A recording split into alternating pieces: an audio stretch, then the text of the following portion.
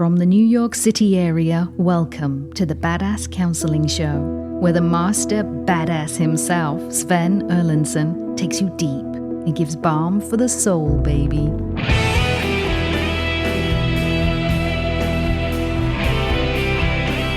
Hello, fine people from as far away as Australia and right next door in Brooklyn. It's great to have you here wherever you are tuning in from.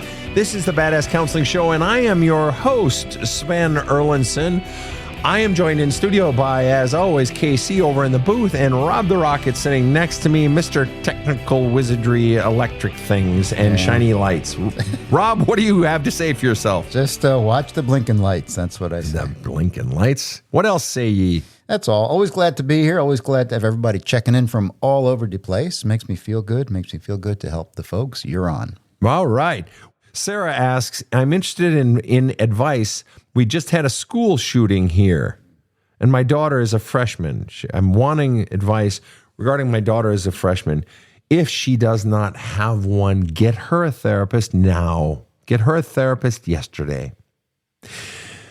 If she has a trusted adult in her life other than her parents, maybe it's an uncle, maybe it's a favorite teacher, maybe it's old Mrs. Johnson that lived down the street that used to babysit her.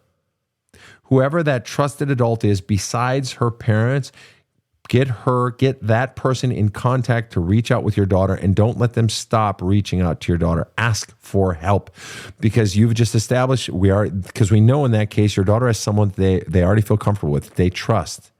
An adult that they know cares about them. They're going to be more likely to open up to that person, whether it's a school counselor or old Mrs. Johnson.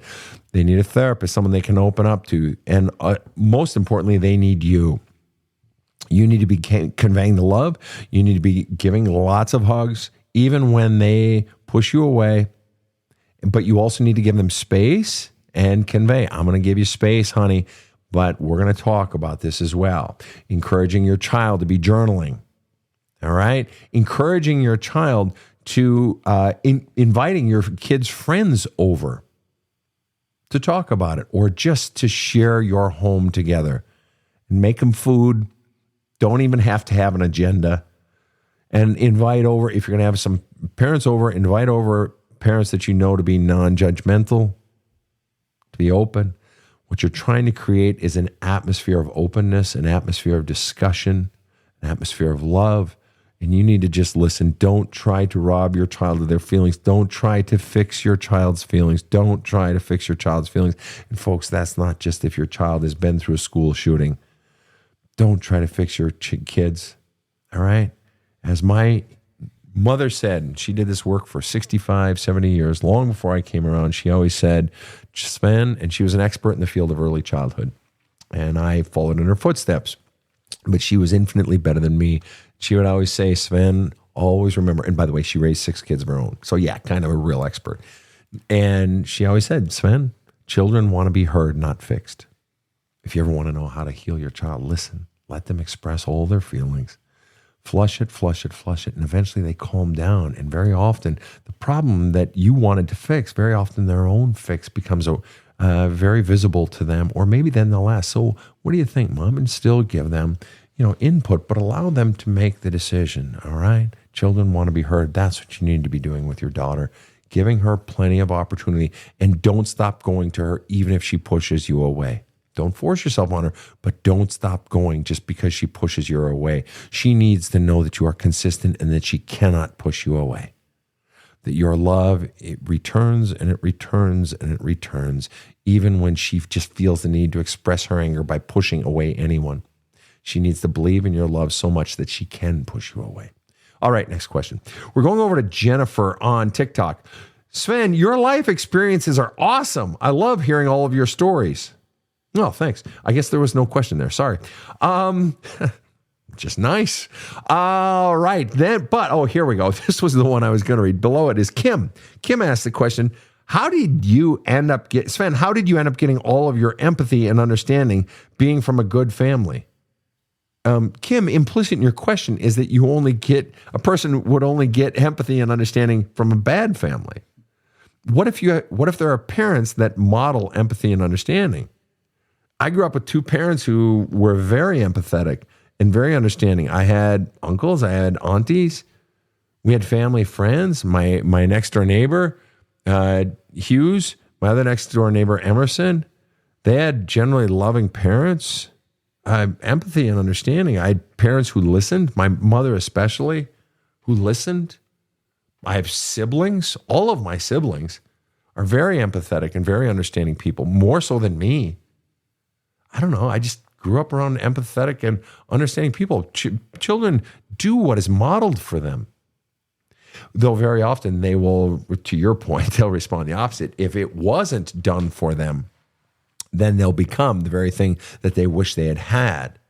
I was just telling a fellow today that I had the benefit of having one parent who was an exceptionally good, so applying this notion of empathy and understanding, but doing it across platforms, or this notion of what's modeled for us, that you can get it from where it is modeled, empathy and understanding, or where it isn't modeled, and then you do it in response. You become that thing that you always wanted. I was telling a fellow today that I grew up in a home where one of my parents was an exceptional listener. Exceptional question asker, made you feel heard. For me, there's nothing I need more in life than to feel heard. And if I'm in any sort of relationship and I feel unheard, I will terminate the relationship. After attempting to make my needs known, if they are not then met, if this person is not actually trying to listen and truly hear me, I'll terminate the relationship, because it's just, for me, it's pointless. But I also had a parent who was a horrible listener. My dad was a pastor. My dad he had no sin. He was a decent man. He was a good man. He was an honest man. I was told by my father every day of my life that I was loved. I was given a hug every day, given a kiss on the cheek by my father every day of my life. He was proud of me, told me so. But he was a bad listener. He really was. And it was, the mighty frustration in my life when I was a teenager. So I had the benefit of a parent who was bad at it and made me feel unheard. And I had the benefit of a parent who made me feel heard. So I know it from both sides. Is it any wonder I developed a counseling practice and so forth? Because I feel bad for people who don't get to feel heard, who don't get to flush out their feelings. And yet, because it was modeled for me how to ask questions and take people deep, I know how to then listen to those people and give them that very feeling they most wish to have. So very often the thing that was modeled for us, or the thing that was not modeled for us, really shapes our personality, to your point. All right, next question. Here's a good brief one. Ready? Yep. My inner child likes my husband, but I've been thinking about leaving him. Should I listen and deal with my own shit, or ignore the little me? Forgive me for asking, but if you know your inner child, well, first of all, does your inner child want it, or does your authentic self? Because saying inner child implies that perhaps you're getting some childhood need met, which may not in and of itself be healthy. What I want to know is what feels like the most authentic you. What decision, staying or going? Should I stay or should I go? Right? That's not the Kinks. Who is it? The Clash. Clash. I always get those two mixed up. All right. And if she responds that, let me know, Rob. All right. But without knowing what you feel in your inner self. But even you making the comment, or should I deal with my own shit? Basically, I mean, you sort of answered your own question. You're saying that one of your options that you would choose is so that I don't have to deal with my own shit. You just answered your fucking question. You don't want to deal with your own fucking shit. And I'm not dogging you for that. I'm not putting you down. You're not the only one, right? I've gone through periods of that in my life. But yeah, because your own shit, I got news for you. Your own shit, to use your phrase, guess where that's going to be in your next relationship? Oh, yeah, right. It's still going to be inside you because you didn't deal with it. Oh. Wait. My own shit doesn't go away just because I leave someone? No, you just called it your own shit. Your own childhood issues, or your own issues from past relationships. Rob? That's what I need to know, she says. Which voice is real? Well, they're both real, but the one, honestly, usually the way to know which voice is your own is, does it come from a place of calm, or does it come from a place of anxiety? Or more pointedly, does it produce calm and or exuberance? If so, it's your authentic voice. If it produces anxiety or something other than calm or relief or exuberance, excitement for the path ahead, it's not your authentic voice. But I think you got your eye off the ball.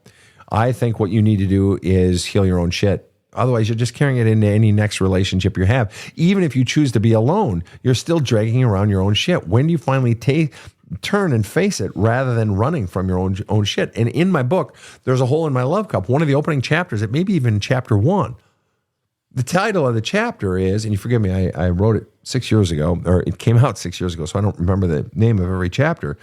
But the title of the chapter is You're Running. You're running. If you've got pain and fears and bullshit beliefs you've been taught about yourself inside of you, if you're struggling in life, if you're in a depression, if you're full of anxiety, it's because you're running.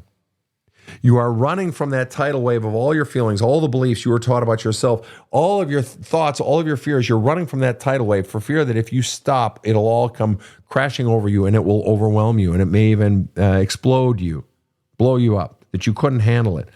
And it's not until you stop running and turn into the pain, the fears, and the bullshit beliefs you were taught about yourself and start flushing them out and start actually feeling them. And that process, by the way, doesn't have to take forever. But until you start doing that, you're just running. You're not living your authentic self. You're avoiding your authentic self because what has to come first is the getting out of all the shit that isn't authentically you. All right, next question. Okay, chapter 3. Thanks, Chrissy. I appreciate that. That's chapter 3 is You're Running. What is my book called? Josie asked. The title of the book is There's a Hole in My Love Cup. There is a hole in my love cup, and it is available at badasscounseling.com, as well as my new book, Badass Wisdom, which is a 366-day daily sort of meditational, inspirational with questions and quotes and anecdotes. It's a great book. But the healing book is There's a Hole in My Love Cup. It has become an international bestseller. Particularly in the field of inner child, but it's intense. It's in regular terms. It's regular, and there are audiobooks available of both books. And while the paperback and the ebook are available on Amazon or Barnes and Noble, the audiobook is only available at badasscounseling.com. The audiobook is not available on Audible. I took it off of Audible because they screw over authors. It is only available at badasscounseling.com. All right, back to the questions. Y el libro en español. Oh, and also it's available in Spanish. Thank you, Rob.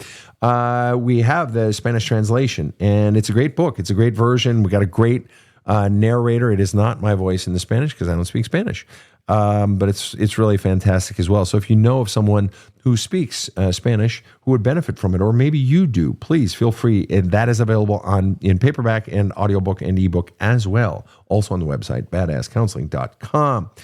And user something or another here on TikTok says, I'm currently going through the audiobook now. I love it so far. When you order the audiobook from the website, you are also sent a free PDF download of all the questions at the end of the chapters and all the journaling recommendations at the end of the chapters, so that when you're listening to the audiobook, you also have the written version of the questions, and you can do that in your journaling, either in the moment or at a later time. All right, Harriet asked the question on Facebook. Commitment phobia issues. Please discuss what causes it.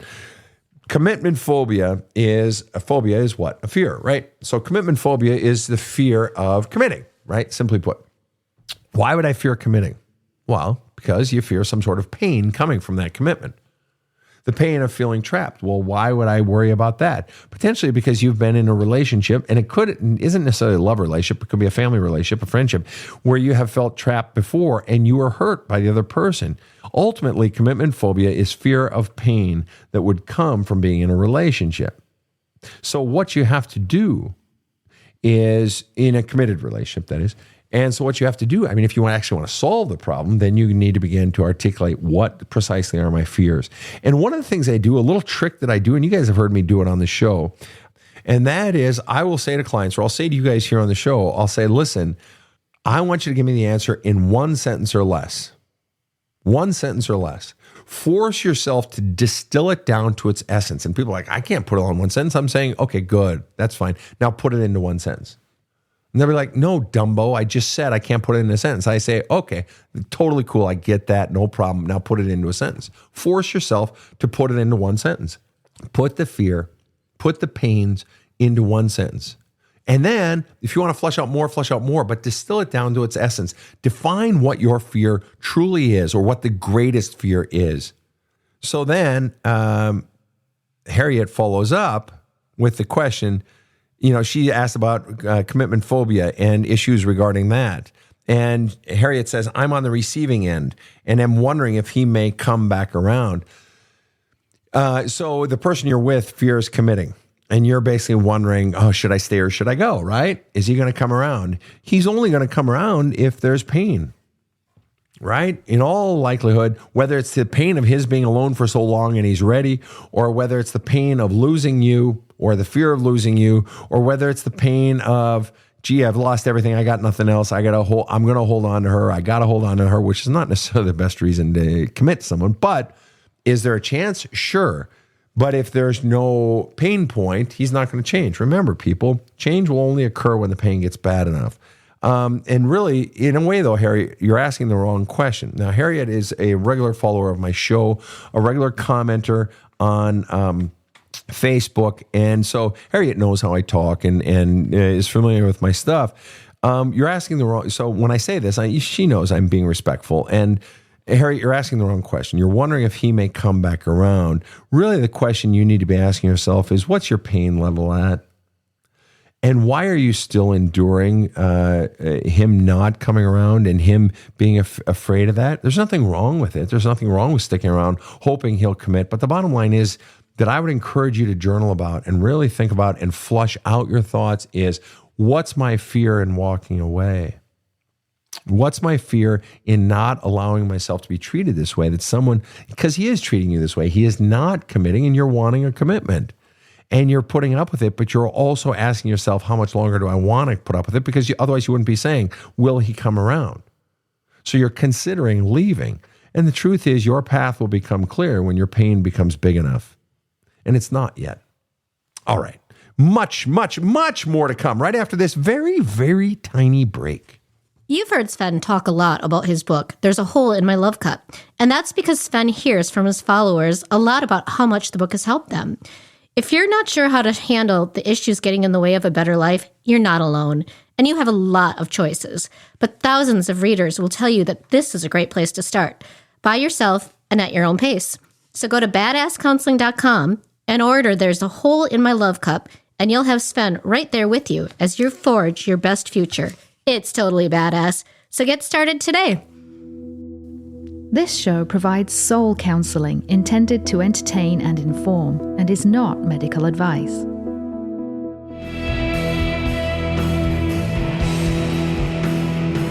Now, back to the badass.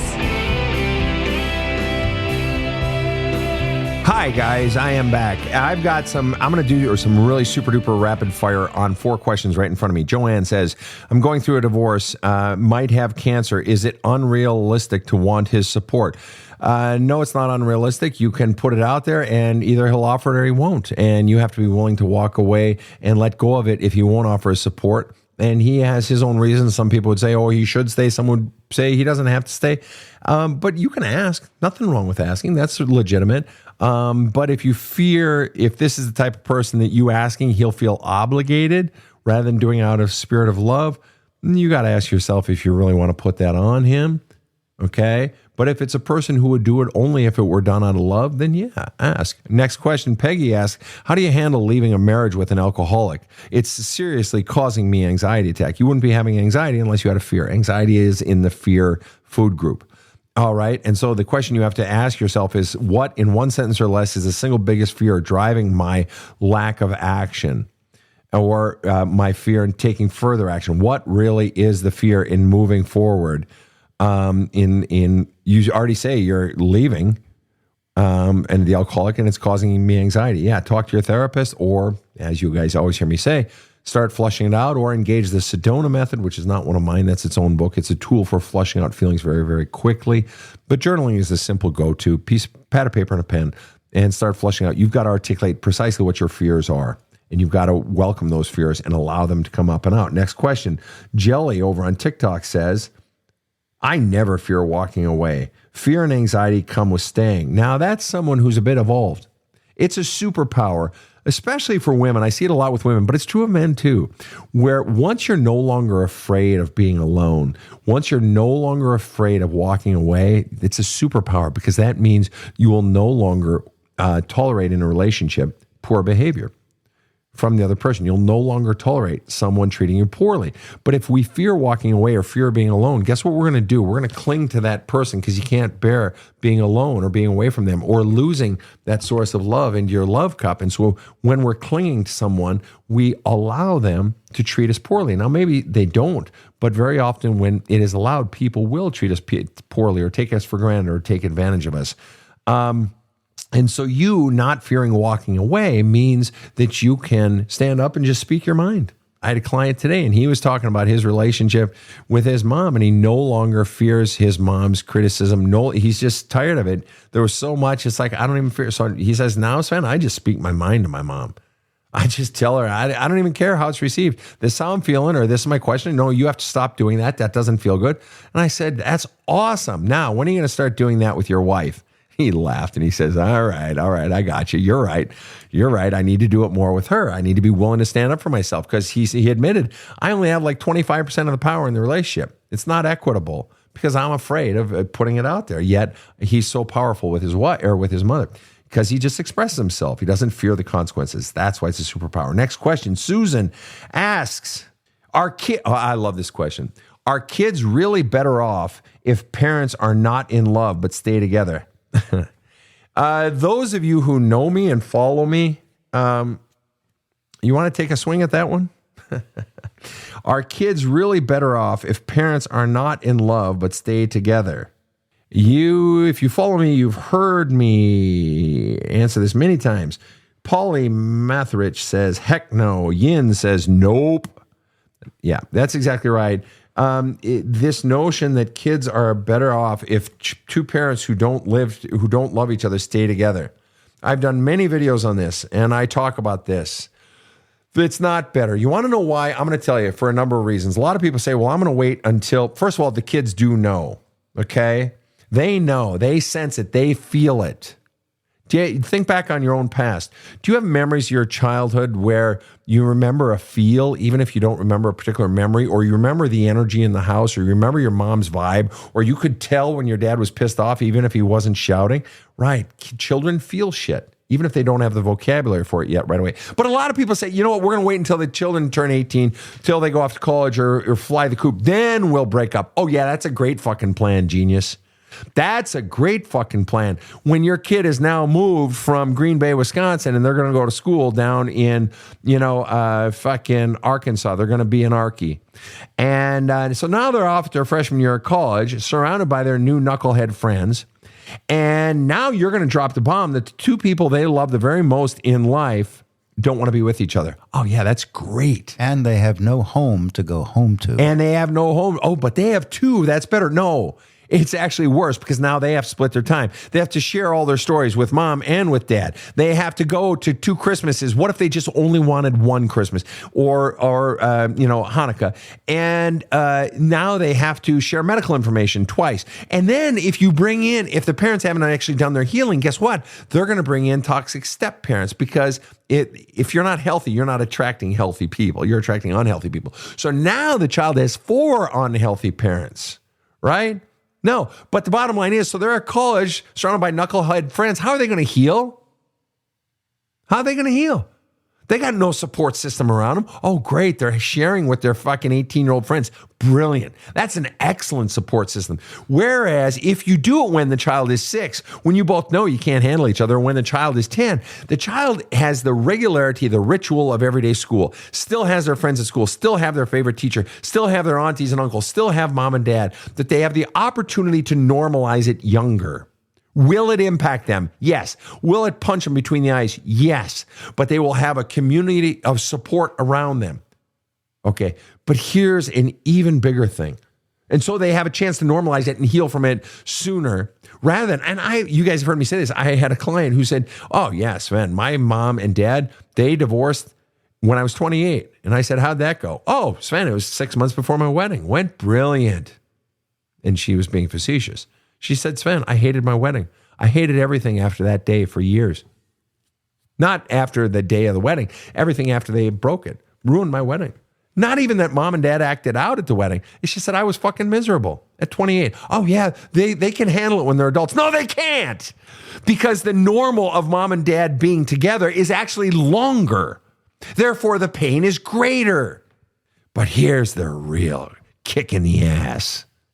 If you stay together and you don't love each other, even if you're not at each other's throats, if you stay together but you don't love each other, and your children see that, they feel that, but more importantly, you are teaching them that this is what love is. Boom. Guess what kind of relationships they're going to have? They're going to have them just like you because you normalize this. Or maybe it's a relationship where one of the parents, even, they're staying together for the kids, they're not in love, and maybe they are rude to each other, even if it's not outright screaming. Right? They are going to be, maybe one is rude to the other, or they're both rude, or one's taking advantage of the other. Guess what? That is normalizing that for the child. So and it could also be that if mom and dad are going through their own shit, when they're staying together, maybe they're not meeting the children's needs. So now you're normalizing a miscarriage of what love is, and the child's needs aren't going to be met. Guess what little Susie's going to do when she's 15 and has her first boyfriend? Guess what she's going to do? She's going to sell the farm. She's going to spread her legs. She's going to get into bad behaviors. Guess what little Billy is going to do when he's 13 and, he's got an unhappy child at home? He's going to become a goddamn juvenile delinquent in all likelihood, or he's going to give up at school, or just the opposite. He's going to become super achiever. Or little Jenny's going to become super achiever, hoping to get attention, hoping to finally matter to mom and dad, hoping to feel loved. You are teaching the child that this is what love is, and you don't want to do that. You are teaching them that your toxic, unloving relationship is what love is. You are preparing them for their future. What does the child good? If you have the courage to be honest, help your child work their way through the divorce at whatever age it is. Give the child love. Make it about the child. Don't make it about each other.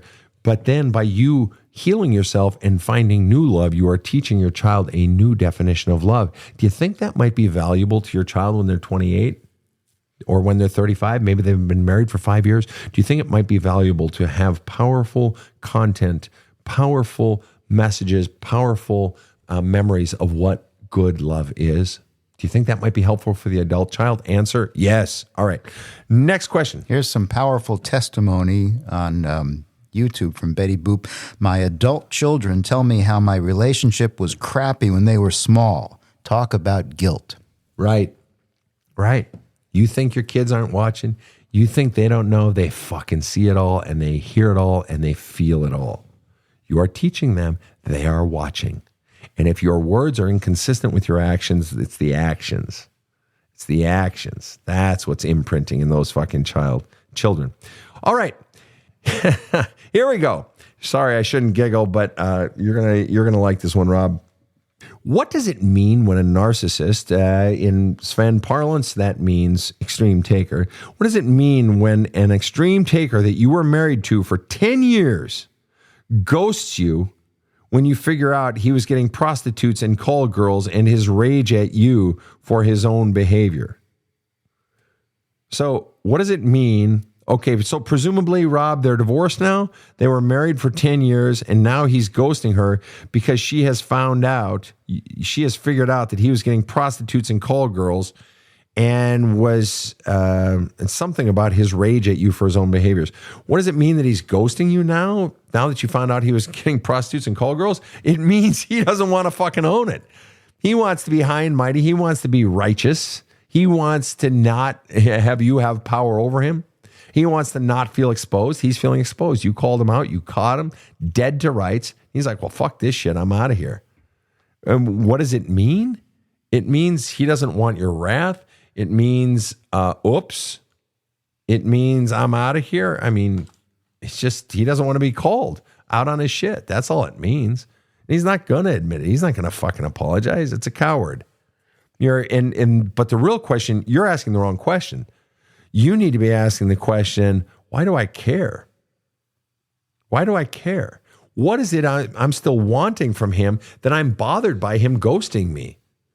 Because I think what you're really wanting is you're wanting an apology. You're wanting him to fess up. Well, I got news for you. Anybody getting prostitutes and call girls on the side when they're married, this is not a person prone to fessing up. This is a person prone to covering up. And the mere fact that you didn't find it out until after the marriage says that he has hidden it and he's going to hide it. But you want him to atone for it and apologize, and he ain't going to, Rob. No, you're he's itching. He's raging. He's not going to apologize. She says he's raging at her for finding out. Well, there it is. Okay, that's what that last sentence meant. That's right. He's raging. He's mad at you and he's ghosting. He's raging. Exactly. You weren't supposed to have revealed his secrets and figured it out.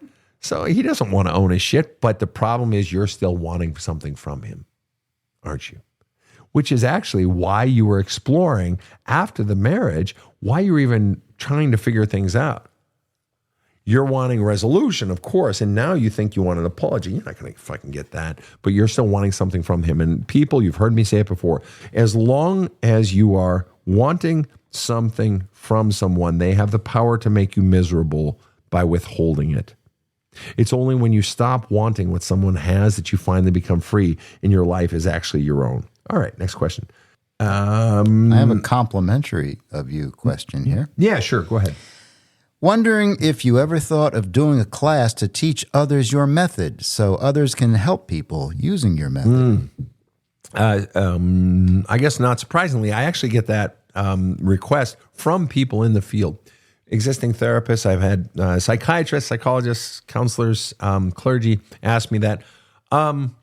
I have thought about it, and I've talked it over with my team, talked it over with my kids, actually, because they're pretty fucking smart, just for their input. They're adults. I have thought about it, and a part of me would really like to do that. I'll be very honest with you.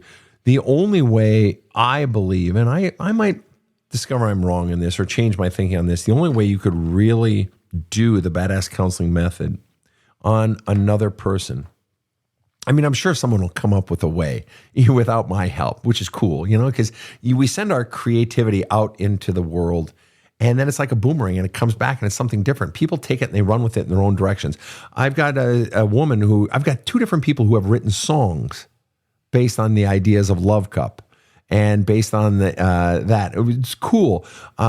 Person sent me a picture of a painting that they did, asked for my permission to do a painting. Someone is doing a children's book based on the whole idea of my Love Cup and some of the notions in there. A buddy of mine, when I was in my 20s, he was in his 30s, and he said, Sven, back in my 20s, when I was still in college, he wrote a piece of music. And that piece of music went on to be performed for the Pope at midnight mass in the Vatican on Christmas Eve. All right? Very popular. And the name of the song is Night of Silence. And it's a inversion of Silent Night. It's an overlay on top of Silent Night. The artist's name is Dan Cantor. Brilliant musician and writer. And he said, Sven, we put our creativity out in the world and then we let the creativity of others build upon it and create something completely new. So back to your original question, have I ever thought about teaching? Yeah, teaching it. You can't teach it. You have to live it. The only way I would ever teach someone my method is if they first counseled with me, because I need to know that they have gone down to the very bedrock of their soul. And just telling me you have is not good enough to convince me. I need you to go down there and experience the radical healing power of it firsthand in your own life. Because if you haven't, you can't use it. You don't know the tool that you have. So I would definitely do it, but I would have to counsel each person and take them down there first and heal them of their deepest, darkest shit. Because then what they do, they have the experience of it, of that release, that relief, that extraordinary, powerful, just revolutionizing and reorienting of their own life. But they also are experience of my method. But then what they can do is take my method and infuse it with their own life experiences. I chose to be homeless for 2.5 years to minister to the homeless of Oakland, California. I slept on concrete every night for 2.5 years, ministering to the homeless. Well, not a lot of people are going to have that fucking experience.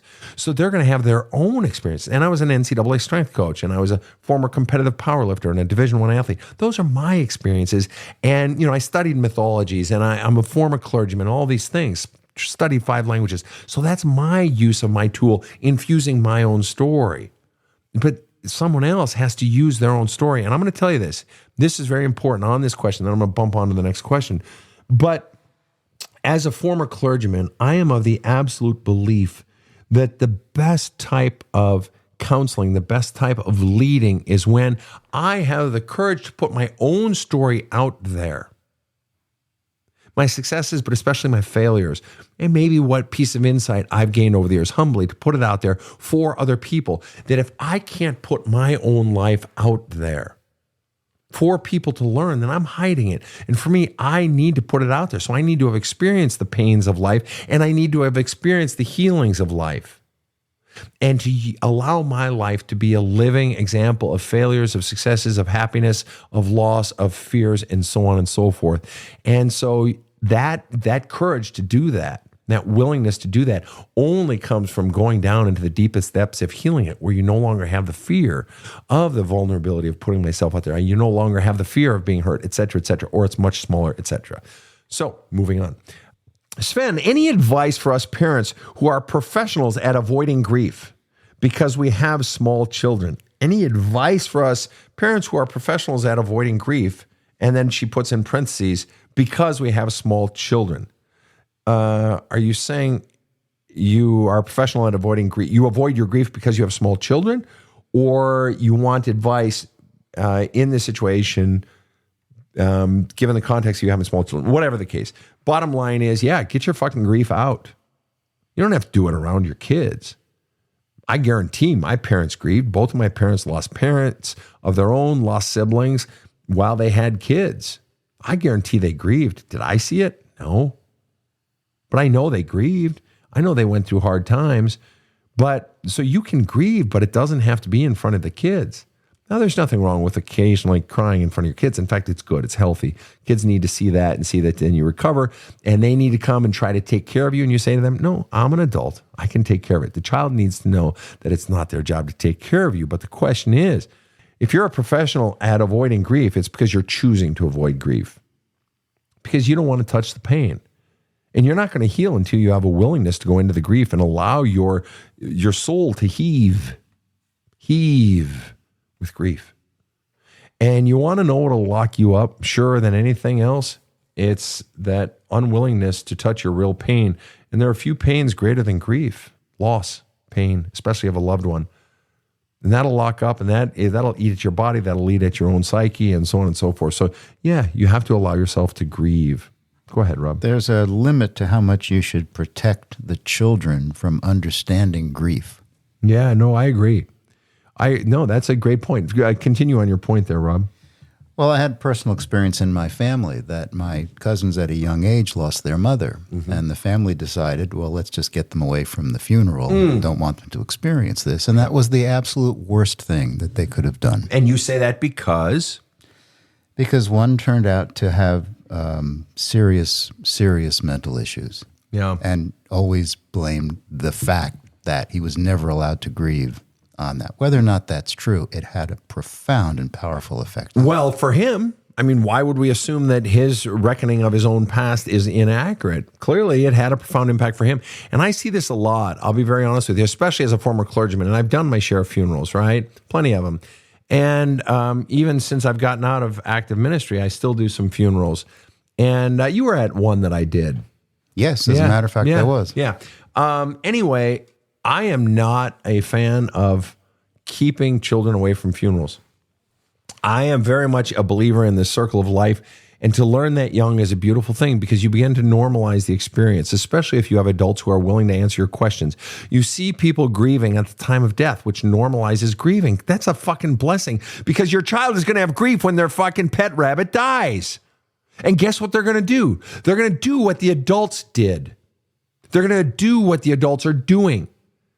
Or in all likelihood, they're going to want to grieve. But if it's not normalized, maybe they're feeling, oh, I shouldn't feel my feelings, when that is a natural response to your bunny dying.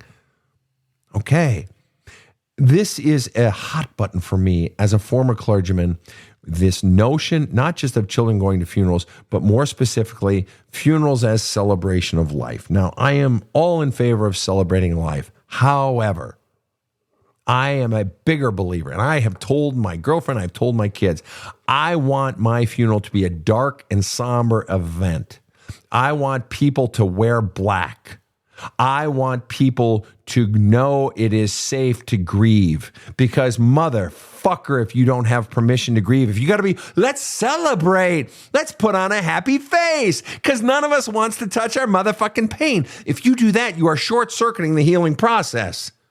The human animal cries at loss, grieves at loss, feels that knot in the soul at loss. And so if we're trying to turn it into some fucking kumbaya, namaste, hey, let's all put on a sunny face at a death, we're short-circuiting healing, because grief is a natural response to death and loss. Period. Facts. End of story.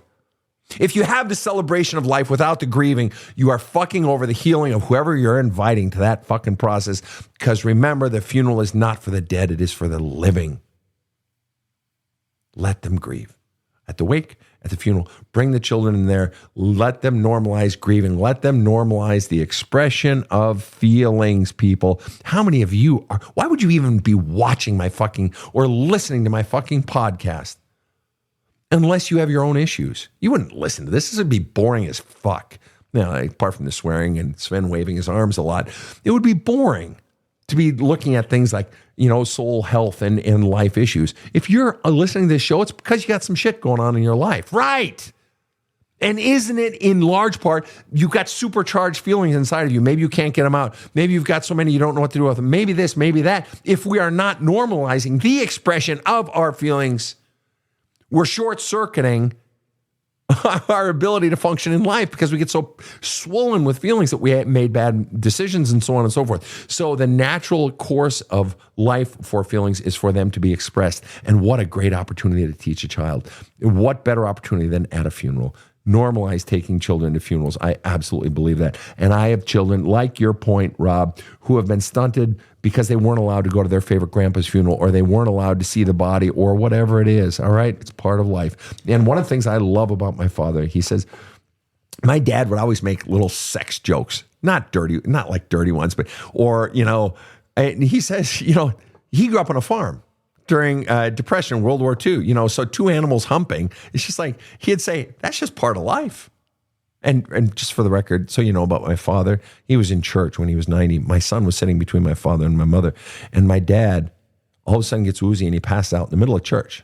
Now, we had that happen a lot of times when I was growing up. Somebody passed out, they call the ambulance, you stop service for a bit, and so on and so forth. Well, now it was my dad, and he's 90. My son's right there. My son was the one, that went to church every Sunday with my parents, sat right between them. He loved his grandparents. He calls fucking 911, then calls one of my brothers, etc. Okay, so they get my dad to the hospital. To this point of, I don't even know how I got on this. Dad and, started growing up on a farm, and it's all just part of life, and, sex and, and death, and it's just normal. All right, real matter-of-fact guy. He gets to the hospital, and they discover that he's dehydrated. Do you know this story, Rob? Yes, I do, and it is a celebration of life. They get him to the hospital. Turns out he's dehydrated. So they give him the IV. They rehydrate him and all this. And you know what they discover? The reason he's dehydrated is because, 90-year-old man, because the night before he didn't drink enough water when he took his Viagra. He was porking my mom, and he didn't take his fucking Viagra. And you know what he would say? Hey, that's what farm animals do. That's what we do. We're normalizing normal things like grieving, like just having sex with your wife, even at 90 years old. So I don't know where I was going with that. That discussion took a left turn. Oh, yeah, but it was a fun little ticklish one. All right, next question. On TikTok, Sober Amy says, I don't get close to anyone because I'm afraid of their death.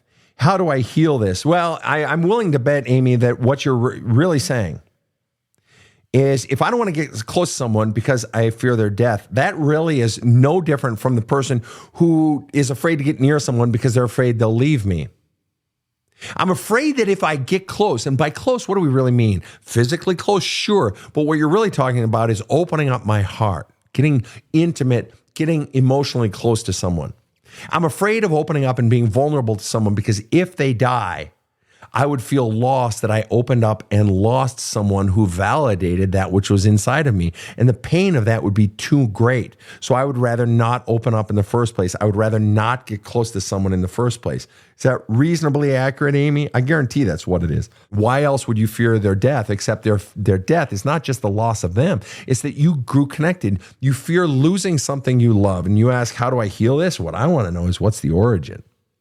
You lost something you love. Something you love died, didn't it?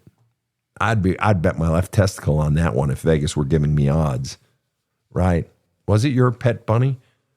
Was it your favorite teacher? Was it your grandpa? Who was it? What was it that died? And so how do you heal that? By going into and naming where the origin source is of this fear of loss, right? And when did it first happen? And flushing out all that story and remembering the story and allowing yourself to feel all those feelings that maybe you've stuffed down a long time from when that death happened and you lost something that was very, very dear to you, or a person very, very dear to you. And Sober Amy responds with, I don't want to know them because it stays on the surface. But then Sober Amy says, I've had a lot of death, so now it terrifies me. There you go. That's exactly it. And what was I talking about earlier in the show, you guys? That when it comes to death, you have to grieve it. Because that shit, death and grief especially, that will eat at you from the inside. And I've seen people lose their fucking minds, no exaggeration, because they've got so much grief that they don't want to touch, especially surrounding death. Amy, you must have the courage to go into that pain and begin to flush it out. I strongly recommend that you get my book, There's a Hole in My Love Cup, because it will walk you through that process and related processes that go along with it and prompt you to journaling and questions and so forth. But yeah, you have to be willing to go into and begin to flush out that pain. Well, folks, I think this has been a successful night. Rob, what are you feeling this night has been? I think it's been great. Not allowing grief is telling someone don't flush.